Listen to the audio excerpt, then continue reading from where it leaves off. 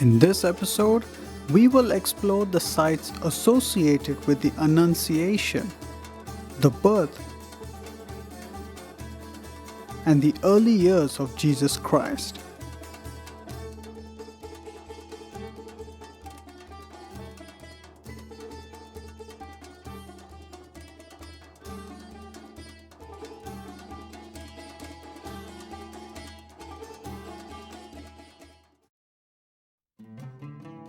The scripture tells us that an angel named Gabriel visited Mary and informed her of God's intention to make her the mother of Jesus.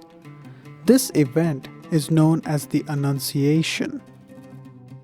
In the canonical Gospels, there are no references to Mary drawing water at the site of Annunciation. The only reference to a well or a spring comes from the Proto-Evangelium of James, also known as the Infancy Gospel of James, a non-canonical gospel dating from the 2nd century. In Nazareth, there are 3 sites associated with the Annunciation. Unfortunately, in archaeology, we don't always have a map with an X marking the spot of an incident from the Bible. Well, that and given the number of Christian denominations, we often have multiple churches or monuments marking the spot. The first site is the traditional location of Mary's well. This structure is positioned over an underground spring that served as a watering hole for centuries. Reconstructed in 2000, the current structure is not operational. It's a symbolic reconstruction of the watering hole that was once in use here. Down the road from Mary's well is the Greek Orthodox Church of the Annunciation, also known as the Greek Orthodox Church of Saint Gabriel.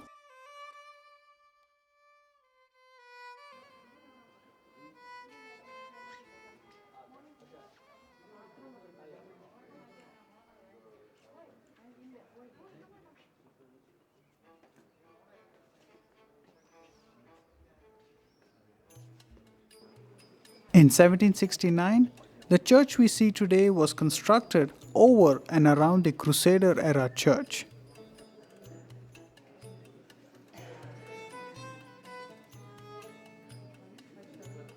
These stairs connect the modern chapel to the chapel dating from the time of the Crusades. In the crypt below are the remnants of an underground spring, which according to the Eastern Orthodox Church is believed to be the place where the Virgin Mary was drawing water when she was visited by Angel Gabriel. Up the hill is the third site associated with the Annunciation. This 2-story Catholic church is the Church of the Annunciation, also known as the Basilica of the Annunciation. The church was completed in 1969. Out in the courtyard is the Gallery of Madonnas. These mosaics of the Virgin Mary were donated by different countries.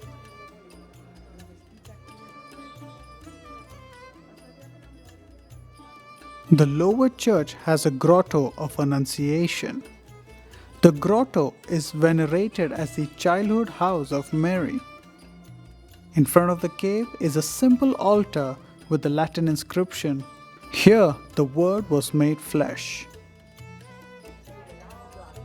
The upper church consists of a chapel. This Catholic chapel is decorated with beautiful artwork donated from all over the world.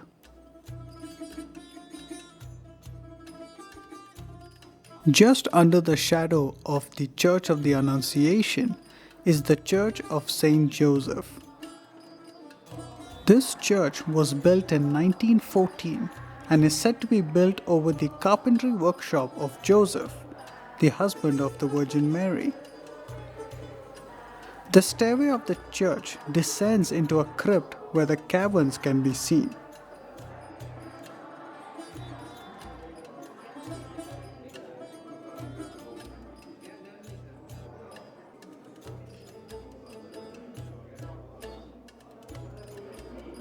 This 2-meter square basin is believed to have been part of Joseph's carpentry workshop. It is also believed that it was used as a baptismal basin.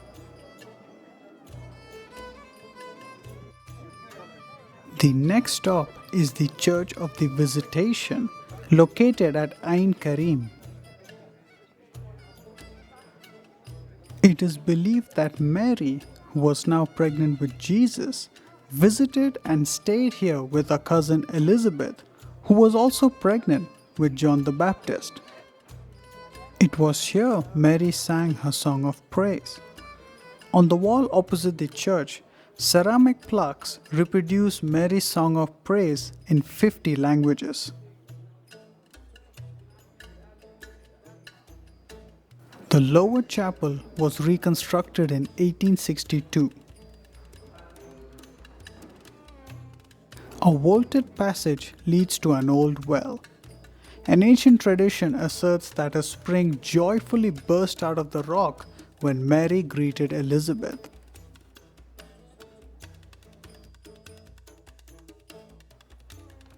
The upper church was completed in 1955.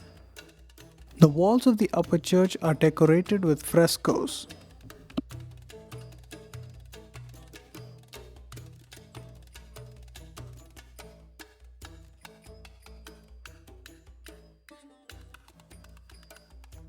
Jesus was born in Bethlehem.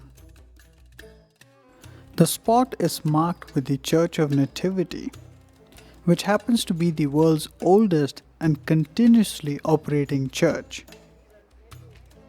The first church was built in 339 AD by Constantine the Great over a cave venerated as the birthplace of Jesus Christ. The church we see today was built by Emperor Justinian in the 6th century. The entrance to the church is low. The entrance was lowered around the year 1500 to stop looters from driving their carts in. Of course, for believers, it is appropriate to bow low before entering one of the holiest sites in Christianity.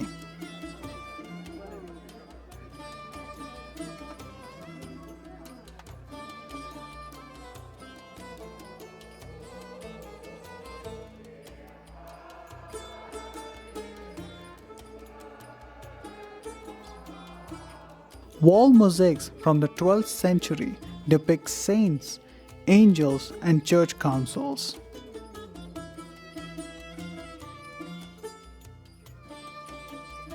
In 2012, the basilica was included in the UNESCO list of World Heritage Sites.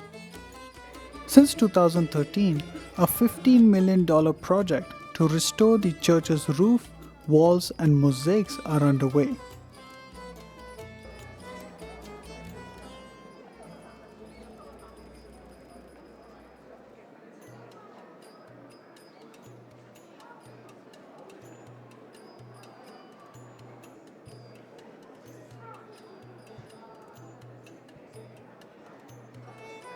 Steps to the right of the main altar lead down to the Grotto of Nativity.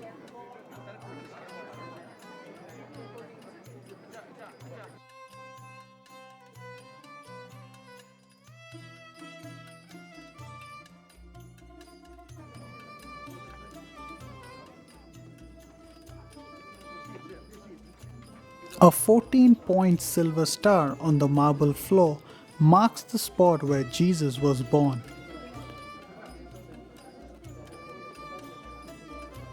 Just opposite the spot is where the manger of Jesus is believed to have been placed. The rock shelf has been covered with marble, but the original rock can be seen around the manger.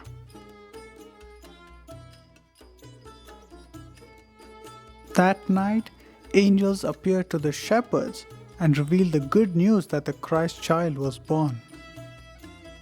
Although the Gospels do not explicitly describe the location of where the angels appeared, this spot, located 3 kilometers east of Bethlehem, has been traditionally believed to be that spot.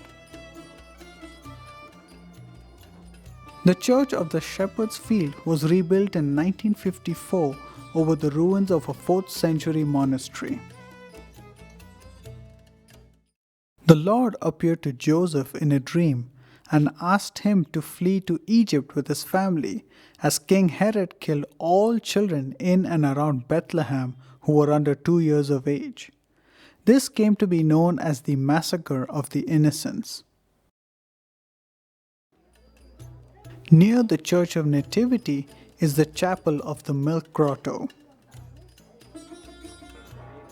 The Chapel of the Milk Grotto we see today is a Catholic church erected in 1872 over the remains of a Byzantine church.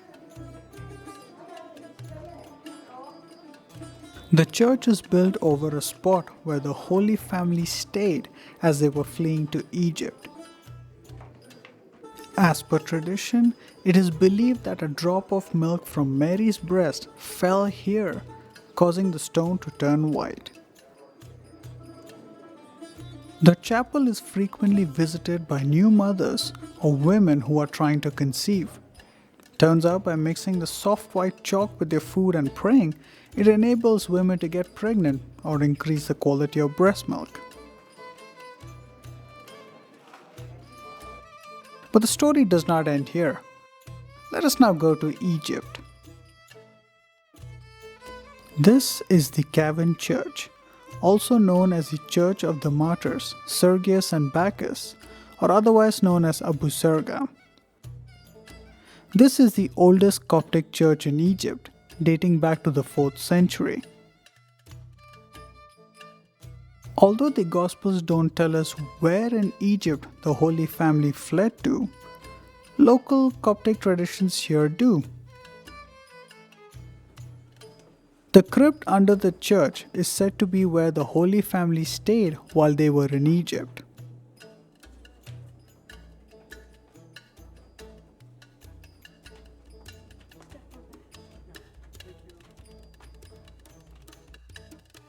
In the next episode, we will explore the sites where Jesus was baptized, tempted, and performed miracles.